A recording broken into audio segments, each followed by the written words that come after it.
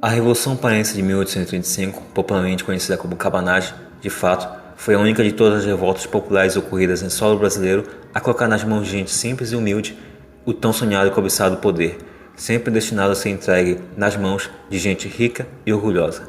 No entanto, na noite do dia 6 de janeiro de 1835, a elite local da época seria surpreendida com um feito inédito, curioso, inusitado e único, que jamais voltaria a se repetir em toda a nossa história brasileira.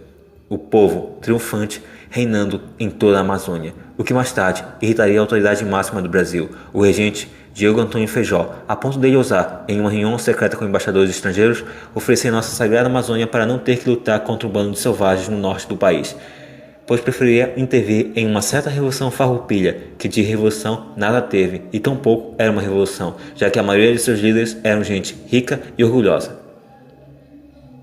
No entanto, sem um projeto político de governo possível se o cônego Batista Campos, a grande luz do movimento, não tivesse sido derrotado pela lâmina de uma insignificante navalha, sem um projeto político de governo, o povo não soube o que fazer com tal poder e por isso mesmo acabou perdendo com a mesma facilidade com que o havia conquistado.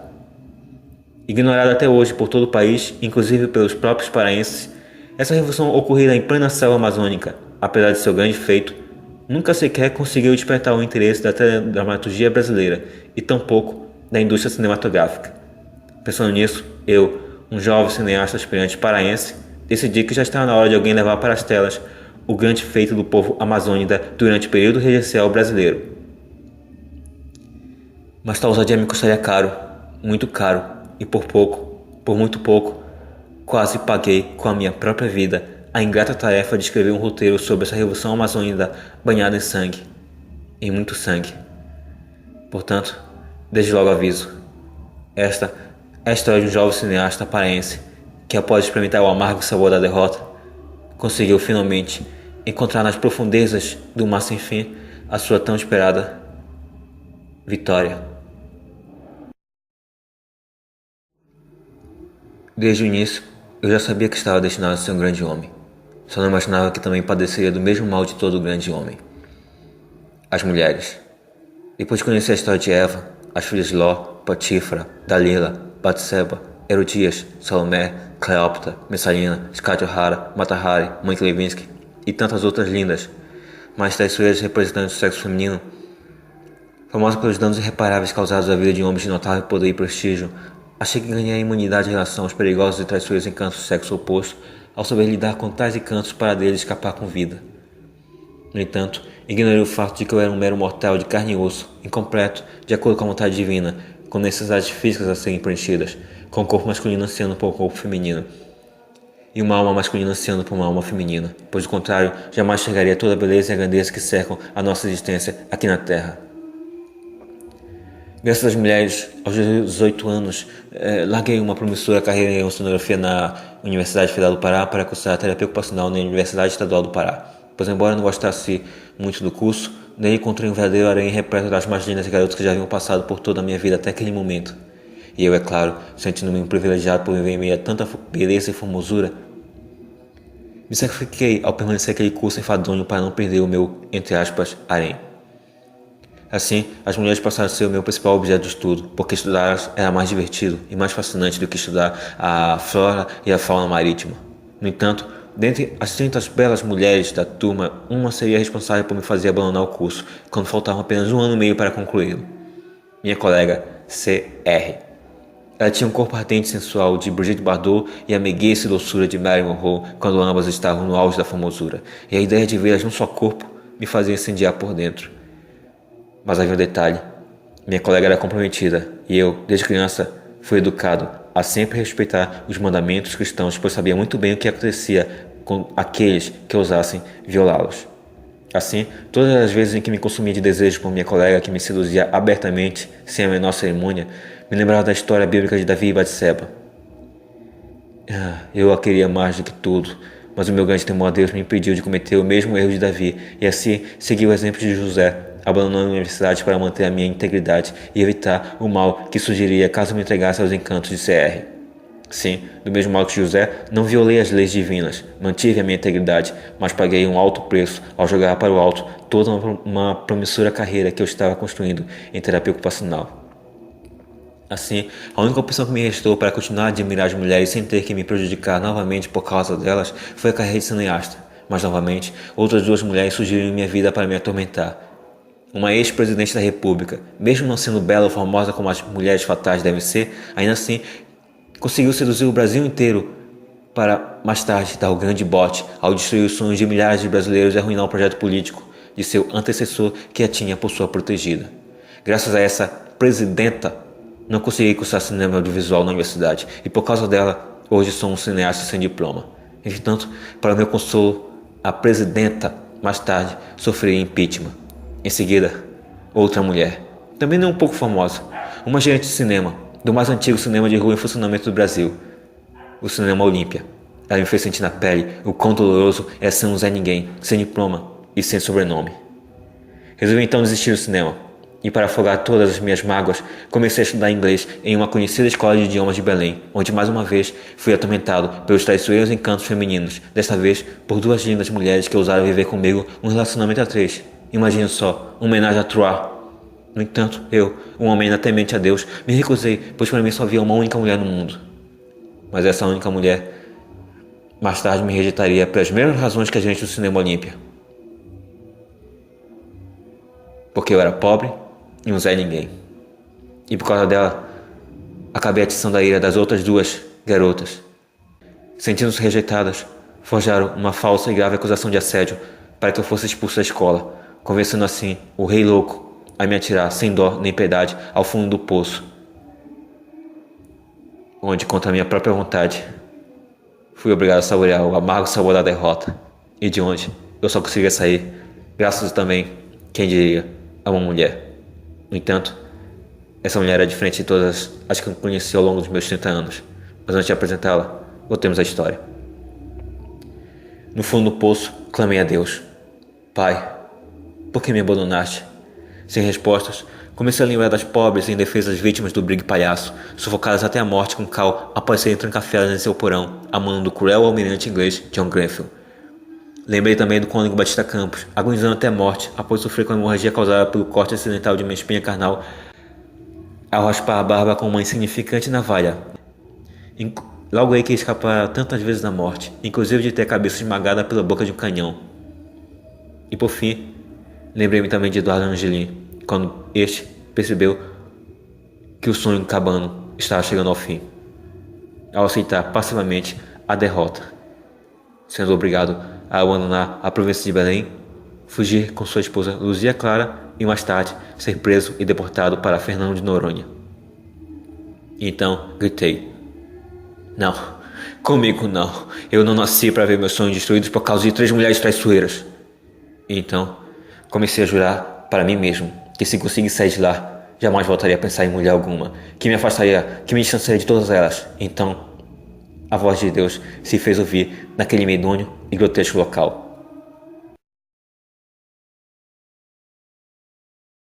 Que tipo de pergunta é essa? Por que zombas assim de mim? Estou quase morrendo e em vez de me salvar, me tiram logo daqui e me perguntam o que significa a sigla de uma fábrica italiana automobilística de Turim.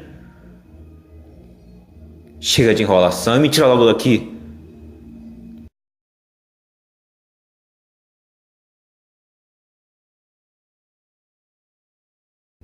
Ora, de uma estrada, de uma boa estrada. Sem a inicial é apenas S-T-R-A-D-A. Estrada.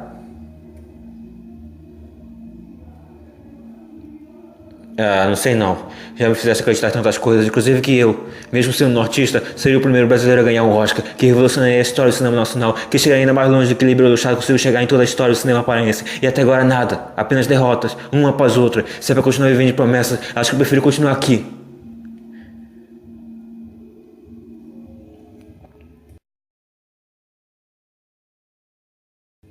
E assim eu fiz. Renunciei ao idioma shakespeariano, ao modo de vida norte-americano e a tudo que me lembrava o passado. Adeus, Dana. Adeus, Larissa. Adeus, Yara. E ao mergulhar nas cristalinas águas do Tapajós, ressurgi para uma nova vida.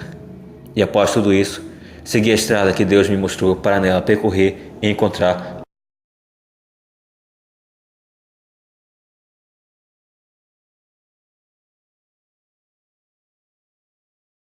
a minha vitória.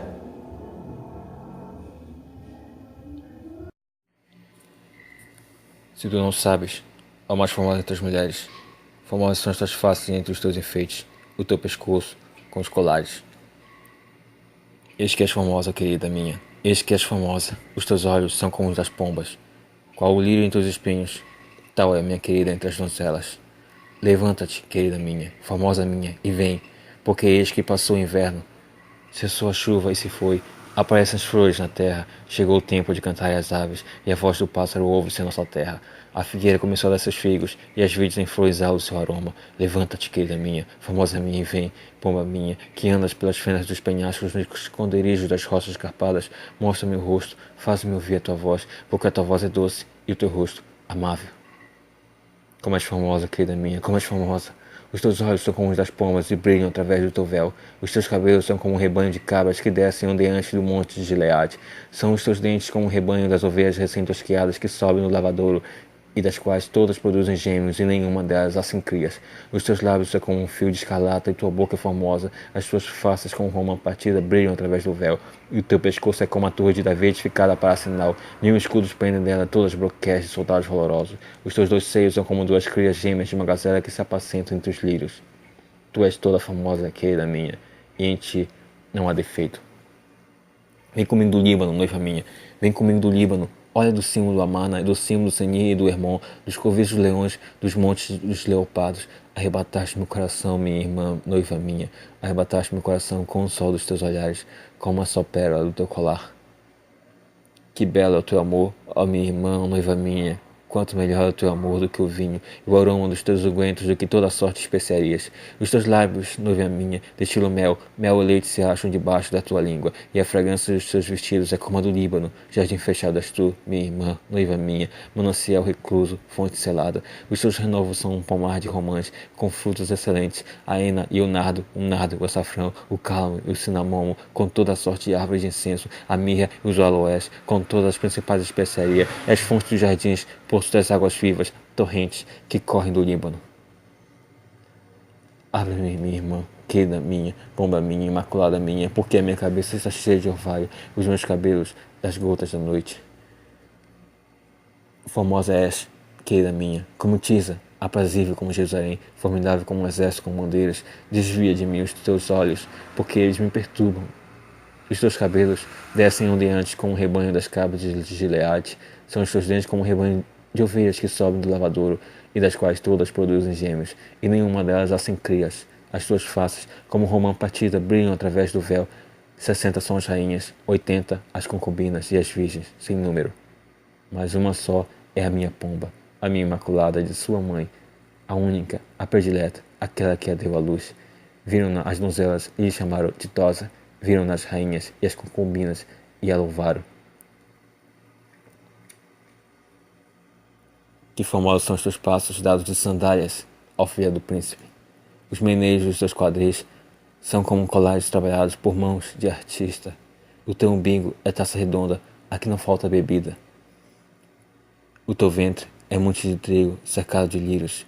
Os teus dois seios como duas crias, gêmeas de uma gazela. O teu pescoço como torre de marfim. Os teus olhos são as das piscinas de Esbon, junto à porta de Bet-Rabim. O teu nariz como a torre do Líbano, que olha para Damasco. A tua cabeça é como o Monte Carmelo, a tua cabeleira como a púrpura, um rei está preso nas tuas tranças. Quão formosa e quão aprazível és, o amor em delícias. Esse teu porte é semelhante à palmeira, e os teus seios a seus cachos. Dizia eu, subirei à palmeira, pegarei em seus ramos, sejam os teus seios como os cachos da vide, e o aroma da tua respiração como o das maçãs. Os teus beijos são como um bom vinho. Debaixo da macieira te despertei. Ali esteve tua mãe com dores. Ali esteve com dores aquela que te deu a luz. Põe-me como selo sobre teu coração, como selo sobre teu braço, porque o amor é forte como a morte e duro como a sepultura, o ciúme. As tuas brasas são brasas de fogo, são veementes labaredas. As muitas águas não poderiam apagar o amor, nem os rios afogá-lo. Ainda que alguém desse todos os bens da sua casa pelo amor, seria de todo desprezado. Ó tu que habitas nos jardins, os companheiros estão atentos para ouvir a tua voz. Faze-me, pois, também ouvi-la.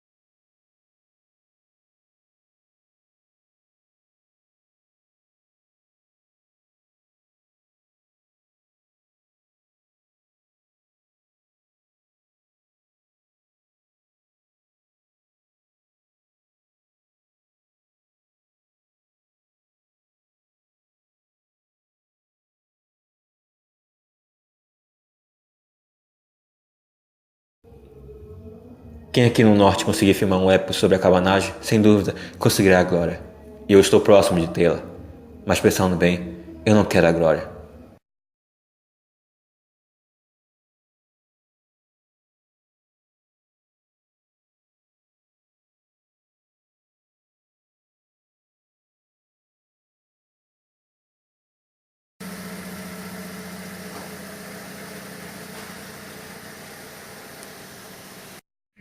E o exclusivo empenho te darás bem na empreitada que está de você. Não é assim. Não podemos conta da missão e alcançaremos o sucesso, a vitória. Eu quero mesmo é a Vitória. É ela quem realmente me interessa. Vitória, comecei este curta-metragem sem apresentar um título para a plateia. Mas quem é melhor do que você, a musa inspiradora, para escolher um título e apresentá-lo para o seu público.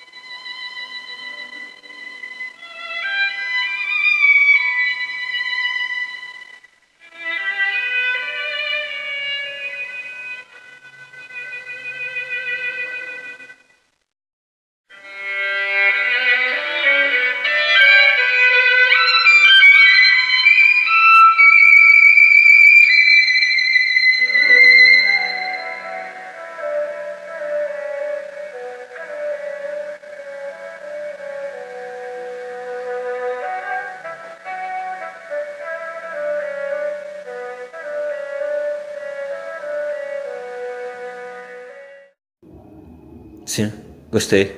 É um bom título. Mas por favor, sem alarde. É que sou muito tímida para essas coisas.